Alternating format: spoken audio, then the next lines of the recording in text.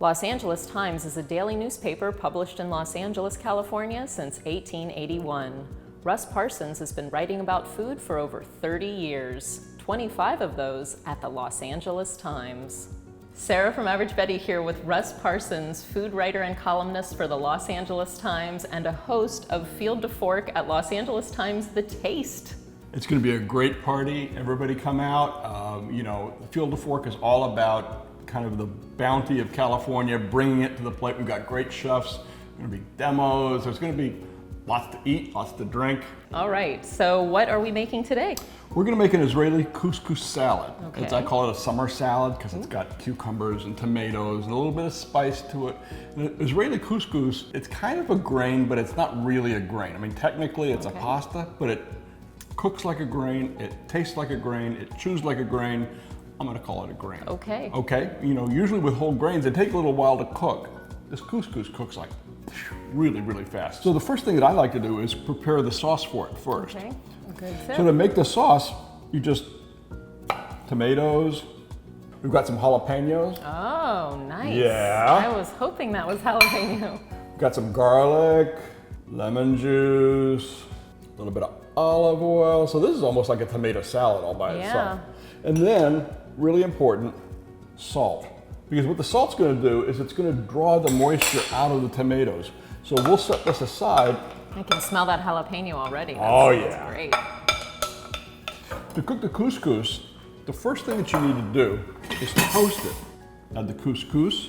This tip seems like it would make all of your couscous dishes just way better. It makes all grain dishes better. Whether you're talking about quinoa or farro or barley, any of those things. Give them a toast first and you'll be really surprised at how much better the flavor is. And when it's done, because all of a sudden the smell will change. Okay. You'll start smelling like a really rich, nutty perfume off of it. And you do it over medium-high heat, so it happens fairly quickly. So you smell it now? You smell how it's getting toasted? Oh, I do. Yeah. It's changing color just a little bit. Yep. And then you just cook it as you normally would. Okay. Somewhat covered. Okay, so once the couscous is cooked, while it's still warm, remember, you start the salad. Add it to the bowl, and you add the dressing to it. Well, it sure is pretty. Nice and colorful. Now you can prepare this in advance. You can make this the morning that you're going to serve the salad. Just let it set. The longer it sits, the better it'll be because the couscous will absorb more of the flavor. The salt will pull out more of the tomato juice. Then when you're ready to serve it, you just finish it with some cucumbers, green onions. Give it a toss. Parsley and some mint. Okay. And we'll just chop this together. Now I know what to do with all that mint that's growing in my side yard like wildfire. But is there a better smell in that? I know. I love the smell of chopped mint. Sprinkle that over top. And finally, some feta. And there was just a little bit of olive oil in there. Just a very little bit of olive oil. You can add more olive oil if you want, because remember, you're cooking at home. You control everything. So you're not waiting for someone to say, oh, this is how it's supposed to taste. You can taste it yourself. Yes. This is my favorite part.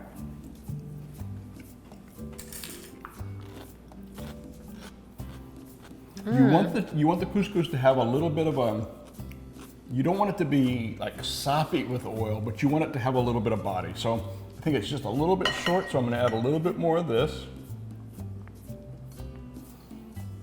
And the couscous is cooked perfectly. And it's got a great, it's tender, but it's got a very nice chew to it too. Yes. So it's not just like soppy. I really see how that toasting, it only makes sense. And I never would have thought of that. Well, that's why I'm here.